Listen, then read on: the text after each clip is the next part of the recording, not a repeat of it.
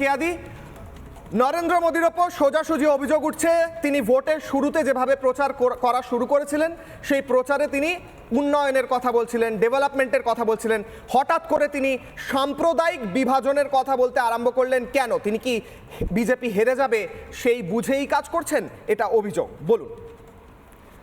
দেখুন, নরেন্দ্র মোদীর অন্তত বিভাজন রাজনীতি নিয়ে ভোটে জিততে হবে না।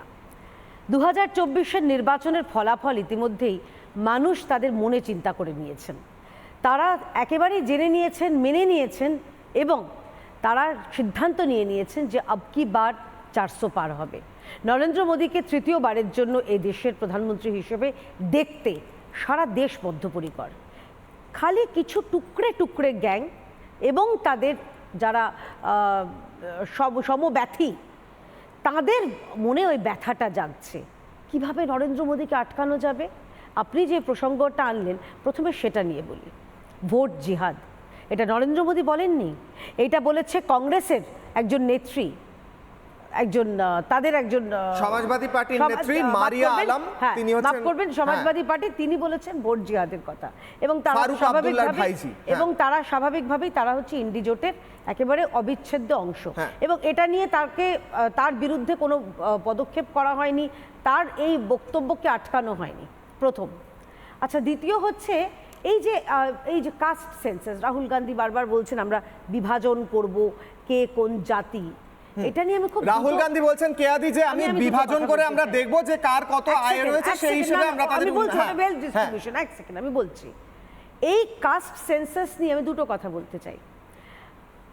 জওয়াহরলাল নেহেরু তিনি বলে দিয়েছিলেন না আমরা এটার পরে, এবং বাবা সাহেব আম্বেদকর যখন সংবিধান পরে 1952 সাল 53 সালের পরে জওয়াহরলাল নেহেরু তিনি বলে দিয়েছিলেন না, আমরা এই কাস্ট জাতি ভিত্তিতে আমরা সারা দেশে ভোট হবে না।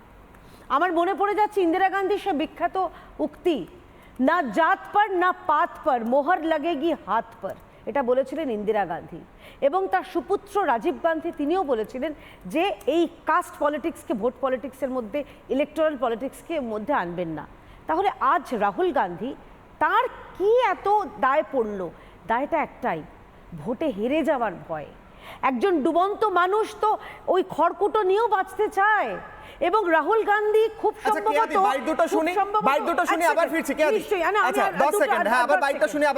আচ্ছা, এই যখন ইউপিএ সরকারের শেষের দিকে কাস্ট সেন্সাস, আপনি কিছুদিন আগে একটা ইন্টারভিউ ভাইরাল হয়েছিল, একজন জিজ্ঞাসা করছেন বর্তমানে কংগ্রেসের সভাপতিকে মল্লিকার্জুন খাড়গেকে যে আপনারা তখন সেটাকে আপনাদের হাতে তো এসেছিল জাতিগত যে সমীক্ষা, আপনারা সেটাকে এক্সপোজ করলেন না কেন বা পাবলিশ করলেন না কেন? উনি বললেন না, আমি পাবলিশ করতে পারবো না, কারণ এটা করলে ভোট কমে যাবে। বেশ কেয়াদি, এখান থেকে আবার আসছি, রাহুল গান্ধীর বাইটটা শুনিয়ে নি কেয়াদি, মানুষ বুঝতে পারবেন কি নিয়ে কথা বলছি কেয়াদি। আচ্ছা, কাস্ট সেন্সাস হলো, অর্থাৎ জাতিগতভাবে ভারতে কোন জাতের কত মানুষ আছে সেই, আসছি কেয়াদি, সেই হিসেব। আচ্ছা 30 সেকেন্ড কেয়াদি, জাতিগতভাবে কত মানুষ আছে বুঝে কি লাভ হবে বলুন। বিষয়টা হচ্ছে এই যে আপনি যে বলেন ন্যারেটিভ, খুব দামি কথা বলেছেন। এই যে ন্যারেটিভটা সেট করতে চায় এই কারণেই, এই যে এতদিন আগে রোহিত ভেমুলা নিয়ে এরা সব এত বড় বড় কথা বললেন, এখানেও যারা রয়েছেন বিদ্বজ্জনেরা তারা রোহিত ভেমুলা নিয়ে চোখের জল তারা ভাসালেন। নিশ্চয়ই যে কোনো মানুষের মৃত্যুই দুঃখজনক, কিন্তু রোহিত ভেমুলা কেন মারা গেছে আজকে বেরিয়েছে, এবং সেখানে কিন্তু বিজেপি সরকার নেই তেলেঙ্গানায়, কংগ্রেসের সরকার, কংগ্রেসের পুলিশ, কংগ্রেসের প্রশাসন, তারাই খোঁজ করে তদন্ত করে দেখেছে যে রোহিত ভেমুলার যে ঘটনাটা ন্যারেটিভটা তৈরি করেছিল সেটা ভুল। আর শেষ কথা হচ্ছে, যখন এই আপনি বলছেন সম্পত্তির ভাগ করুক না, আগে রাহুল গান্ধী, তারপরে সোনিয়া গান্ধী এবং ডিকে শিবকুমার আগে নিজেদের যে ধন সম্পত্তি রয়েছে সেগুলো বিলিয়ে দিক দেশের মানুষের গরিবের মধ্যে, তারপরে বুঝবো কত ধানে কত চাল, কত দম আছে। বেশ কেয়াদি, অনির্বাণ মমতা বন্দ্যোপাধ্যায় বারবার স্টেজে দাঁড়িয়ে বলেছেন যে আমি বাংলায় কোনো জোটে নেই, দিল্লিতে ইন্ডি জোটের সঙ্গে রয়েছি। সেই ইন্ডি জোটেরই আরও এক সঙ্গী সমাজবাদী পার্টি, সেই সমাজবাদী পার্টির সালমান খুরশিদের ভাগ্নি এবং সমাজবাদী পার্টির নেত্রী, তিনি বলছেন একমাত্র উপায় বিজেপিকে হারানোর হচ্ছে ভোট জিহাদ। এই ভোট জিহাদের সঙ্গে আপনারা কতটা একমত, এবং পশ্চিমবঙ্গেও কি এই ভোট জিহাদ হচ্ছে, সেইটাই আমার প্রশ্ন।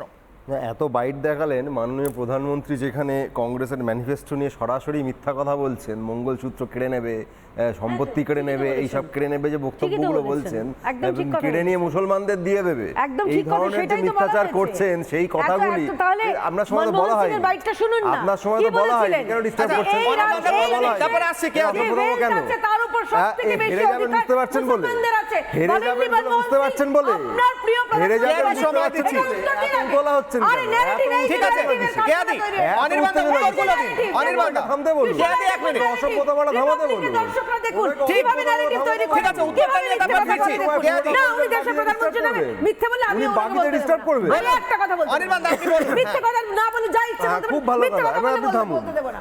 সেই ওনার বাইট, মনের কথা উনি দেশের আরে উনি প্রধানমন্ত্রী ওনার নামে সময় লাগাবেন। বলবেন, বাকিরাও বলবে, ওনাকে নিয়ে শোটা করুন পুরো। আচ্ছা, বলুন বলুন।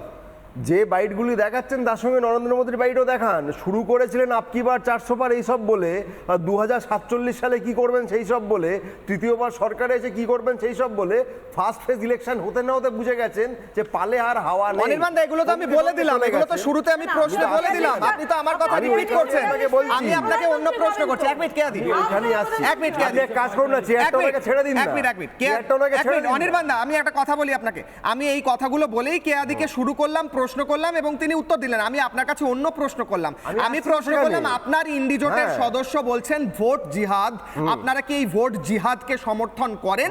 এবং এই পশ্চিমবঙ্গেও কি ভোট জিহাদ চলছে এবং সেটা কি অনুপ্রবেশকারীদের মাধ্যমে চলছে কিনা, আমি এটা জিজ্ঞেস করলাম। এবার আপনি বলুন। অনুপ্রবেশকারী বলতে যদি আপনি বোঝান বেআইনি ভাবে না, যারা এসছে, অনুপ্রবেশকারী বলতে তৃণমূল নেত্রী একজন বলেছিলেন বাংলাদেশের এখানে যারা আসছে তাদেরকে ভোটার আইডি কার্ড করিয়ে দেবেন, লিঙ্কটা ভালো করতে পারে জাকির দাস, সেইরকম অনুপ্রবেশকারীর কথা বলছি, অর্থাৎ সংখ্যাটা কত? বাংলাদেশ থেকে আসা সংখ্যাটা কত? বেআইনি ভোটার। সংখ্যাটা কত? একজনও যদি হয় বেআইনি ভোটার, একজনও যদি বেআইনি মানে ভোটার আপনি হয়, বলছেন ইলেকশন কমিশন বেআইনি ভাবে অনির্বাণ ভোটার বাবু, তালিকা আপনি তৈরি করেছে। আইনজীবী, একজনও যদি ওই জন্য বেআইনি বলছি, ভোটার যদি হয়, একজনও হয় তাহলে হ্যাঁ। ইলেকশন কমিশন, হ্যাঁ, স্টেট যাকে ইলেকশন কমিশন স্টেট বলে ইলেকশন একটি জিনিস কমিশন আছে, নয়, না ভোটার না না, আইডি কার্ড লোকসভাটা বিভিন্ন স্টেট ভাবে ইলেকশন হয়ে কমিশন থাকে, আমরা করে জানি। না। অনির্বাণ বাবু, বিশাল বাবু, আপনি তাহলে জানেন না। অনির্বাণ বাবু, আইনি আপনার মার কাছে যাবেন না, অজ্ঞানতা, আমি আমি আপনাকে সোজা ক্ষমা প্রশ্ন করছি করছি, আপনি কি আপনাকে। এই ভোট আমি জিহাদকে আপনাকে ক্ষমা সমর্থন করলাম, করেন?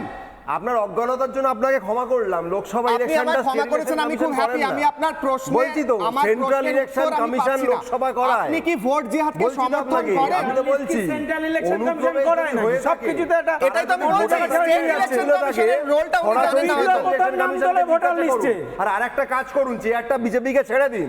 আপনার যদি- অনির্বাণ বাবু, আপনার আপনি যদি কি পরিচালনা ভোট জিহাদ করার ক্ষমতা না সমর্থন থাকে, করেন? আপনার যদি সিদ্ধের জন্য মানুষ পরিচালনা করার এমনিতেই ক্ষমতা না থাকে, বিজেপিকে সরিয়ে ছেড়ে দেবে। দিন। পুরো শোটা তাদেরকে আচ্ছা, করতে দিন। অনির্বাণ বাবু, 30 সেকেন্ড দেবো। শোটা তাদেরকে করতে দিন। আপনি তো অনির্বাণ বাবু, পারছেন না। আপনি কি ভোট যেমন জিহাদ নরেন্দ্র মোদী সমর্থন সরকার চালাতে করেন? পারেন না, আপনিও শো চালাতে পারছেন না।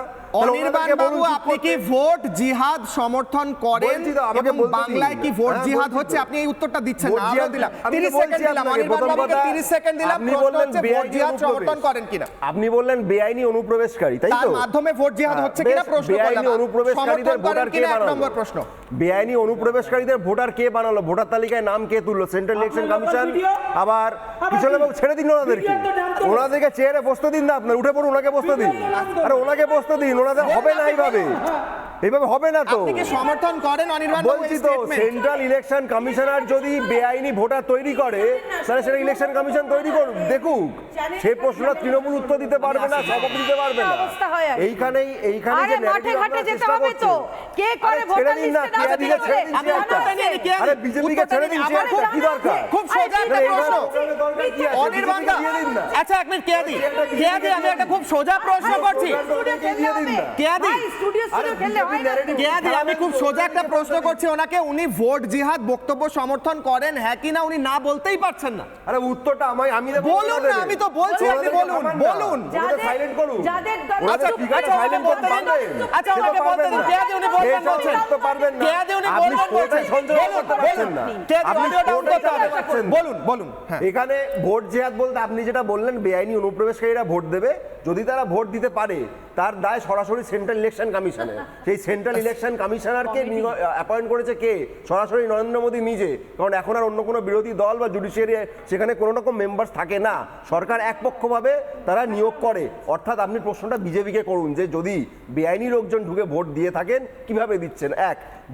দ্বিতীয়ত, যে কটা বাইট আপনি দেখালেন সঙ্গে নরেন্দ্র মোদীর বাইটটাও দেখাবেন যে উনি একটি প্রধান বিরোধী দলের ম্যানিফেস্টো পড়তেও ঠিক করে পারেন না, তিনি সরকার চালাচ্ছেন, তিনি সরাসরি মিথ্যা কথা বলছেন মঞ্চে দাঁড়িয়ে, একদম বাজে কথা সরাসরি বলবেন না। সাম্প্রদায়িক উস্কানি একদম দিচ্ছেন। বাজে কথা আপনারা বলবেন না, বাজে কথা মিথ্যা কথা বলছেন, বলবেন না। আপনারা বাজে একদম কথা মিথ্যা কথা বলছেন। বলবেন না। বলুন কংগ্রেসের কংগ্রেসের ম্যানিফেস্টোতে প্রতি কি আছে, খুব বলুন কি কংগ্রেসের প্রতি আছে, দরদ, বলুন কংগ্রেসের কি হয়ে আছে কথা ব্যাটিং ম্যানিফেস্টোতে করছেন কি আছে এখানে। বলতে পারবেন? লজ্জা করে না? আসলে ওরা মাননীয় রাজ্যে- নরেন্দ্র ওরা মোদী রাজ্যে চুরি সাম্প্রদায়িক করেছেন, বিষাক্ত ওরা দেশে চুরি উস্কানি করেছে। দিচ্ছে। ওই দুই বেশ, সাম্প্রদায়িক বেশ, বিষাক্ত বেশ, উস্কানি বেশ, অনির্বাণ দা, দিচ্ছে। বেশ, BJP অনির্বাণ দা। নরেন্দ্র মোদী ভালো করে জানে বেশ, হাঁটতে চলেছে। কংগ্রেসের অনির্বাণ দা, আমি 1.5 মিনিট 2 মিনিট সময় দিলাম। আরে এক মিনিট কে দিই? তার মধ্যে তো এরাই বলে গেল। তার মধ্যে তো এরাই বলে গেল। তার মধ্যে তো এরাই বলে গেল। অনির্বাণ দা, আমি আপনাকে প্রশ্ন করলাম। আমি এক্সট্রা করব কার কি ধন আছে ঠিক, দেখে নেবো। ঠিক। বলুন আমি সেটা। প্রশ্ন করলাম বলছি তো। অনির্বাণ দা, বলছি তো। যে আপনি ভোট জিহাদ মন্তব্য সমর্থন করেন সেটা কিনা, আমরা সমীক্ষা করে আপনি উত্তর দেখবো। দিলেন না। আমি দীপঙ্কর দার কাছে আসবো। কত সম্পদ। বেশ,